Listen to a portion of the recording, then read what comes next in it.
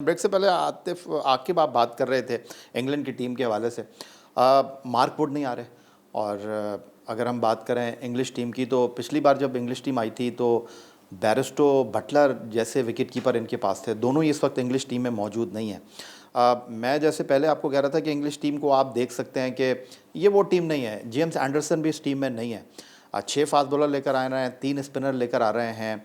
हमने जो अपनी टीम रखी है वही खिलाड़ी हमारे पास जो कि बांग्लादेश की सीरीज़ में खेले थे। आपके ख़्याल में ये जो हम बात कर रहे हैं कि तसलसल को कायम रखना है, दुरुस्त फ़ैसला है या यहाँ पर आपको लगता है कि कुछ एक्सपेरिमेंट हम कर सकते थे? देखिए, आपने सिर्फ ये देखना है कि आप कैसे हारे बांग्लादेश जैसी टीम से, क्योंकि वो एक ऐसी पिच थी जिसके ऊपर ना तो उस तरह स्विंग हुआ, ना उस तरह से बाउंस था, ना उस तरह से स्पिनर्स के लिए कुछ उसमें था। इसीलिए आपने उनके पता नहीं 30 रन पे 6-7 आउट करके इतने सारे रन्स करा दिए। इट मीन्स के पिच में कुछ नहीं था, तो इसलिए प्लान कुछ नहीं था। वो यही सोच रहे थे जैसे कि बांग्लादेश है, एक डिसेंट पिच बनाएंगे, 4 फास्ट बॉलर खिलाएंगे और वो हार जाएंगे। इंग्लैंड की टीम भी आ रही है, तो मैं जो पहले बात की है कि अगर आपको ये नहीं पता कि आपने पिच कैसी बनानी है और आपका टीम कॉम्बिनेशन क्या होगा, तो फिर आप जीत नहीं सकते इस तरह से।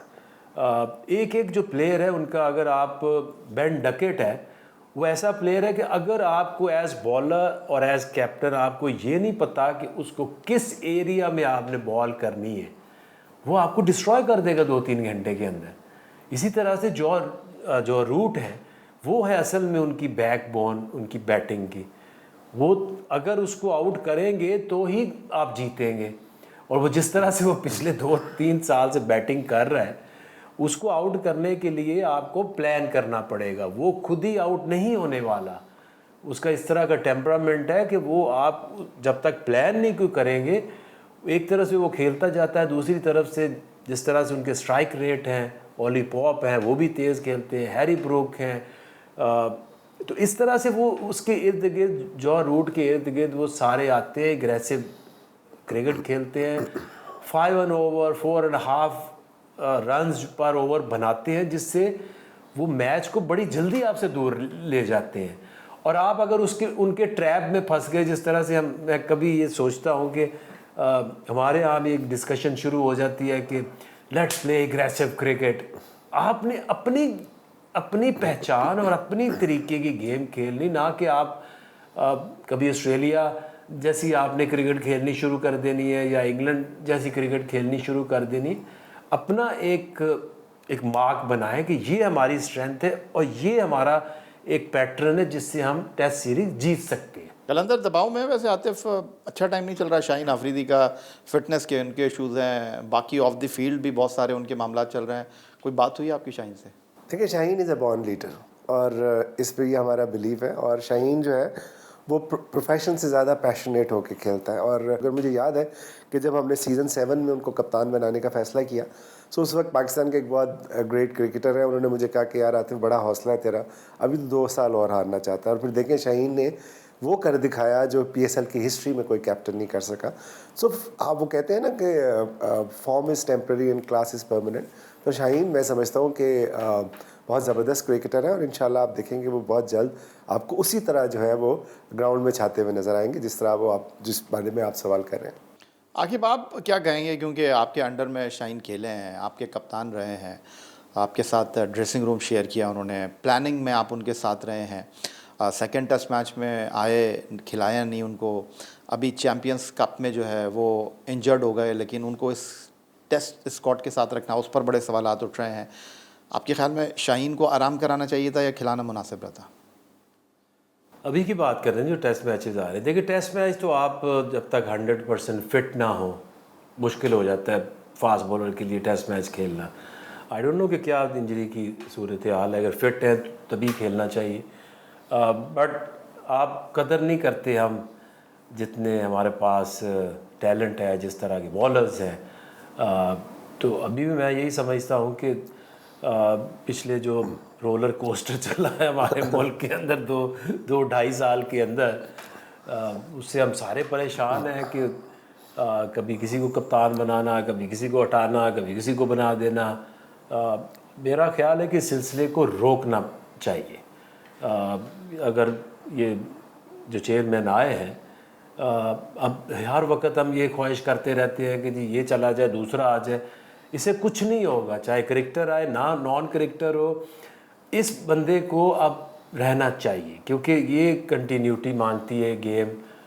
जब चेयरमैन जाता है, सिलेक्शन कमेटी गई, कोच गया, कैप्टन गया, तो यही जो प्लेयर्स का माइंडसेट है वो बड़ा ज़रूरी होता है कि वो कंसिस्टेंटली एक तरफ सोच सके।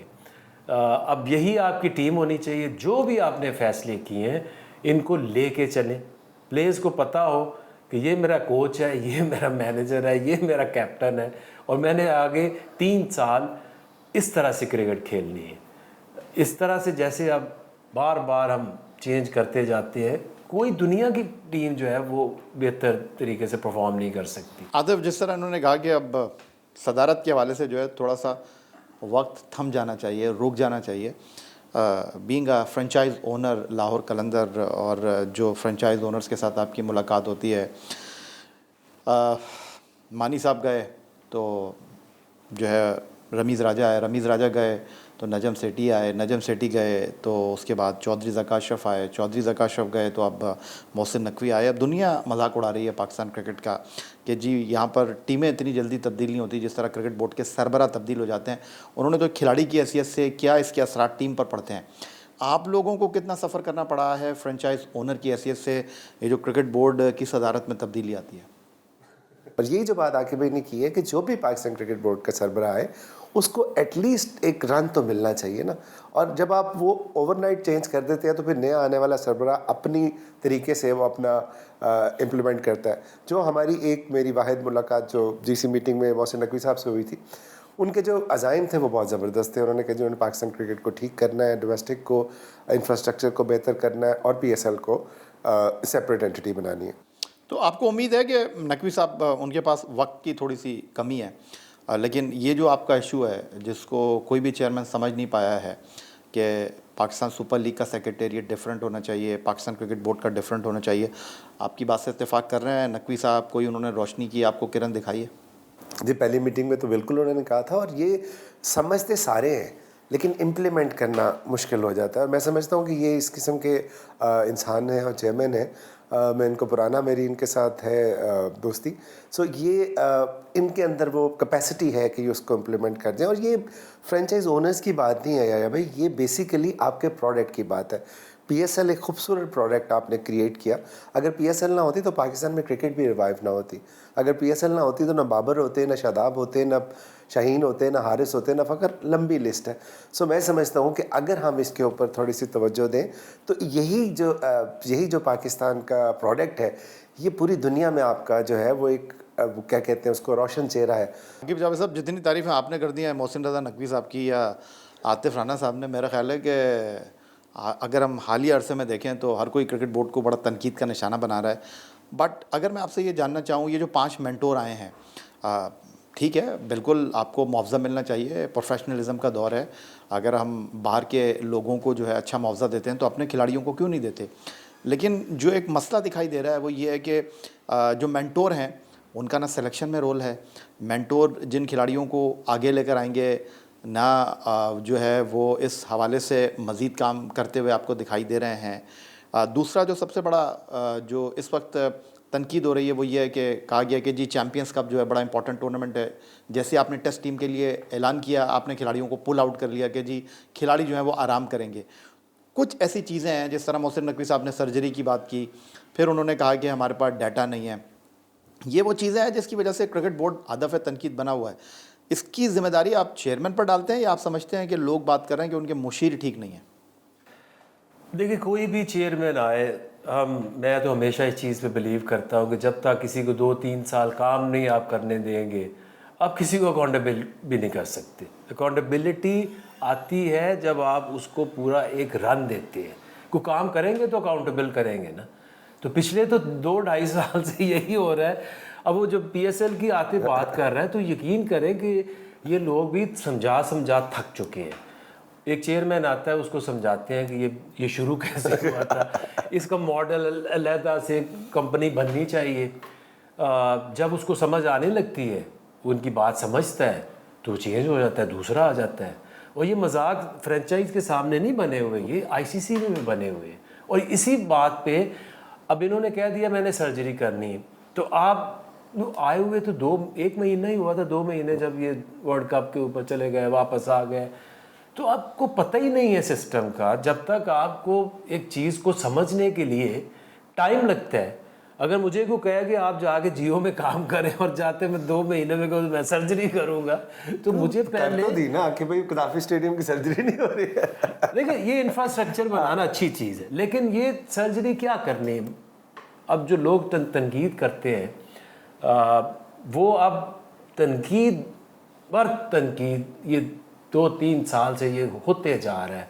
तनकीद कर देंगे चेंज हो जाएंगे, कोई दूसरा आ जाएगा उसको तनकीद करना शुरू कर देंगे। मूविंग फॉरवर्ड करना क्या चाहिए? ये जो मेंटोर्स आए हैं, अगर आप देखें तो ये पहली दफ़ा मैं ये सोच रहा हूँ और समझ भी रहा हूँ इसको कि अगर तो ये इस मकसद के लिए आए हैं तो इससे अच्छी और कोई चीज़ नहीं हो सकती। अपने सुपरस्टार्स रहे अपने ज़माने के, क्रिकेट खेली है। अभी अगर 3 साल का एक रोल है, अगर पाकिस्तान को उन्होंने 5 हिस्सों में डिवाइड किया है, तो अगर अपने अपने एरिया में ये 3 साल अपनी जो समझ है, अपनी जो एक्सपर्टीज़ है, उनको अगर इम्प्लीमेंट करते हैं ग्रास रूट लेवल पे, इससे अच्छी कोई बात नहीं हो सकती।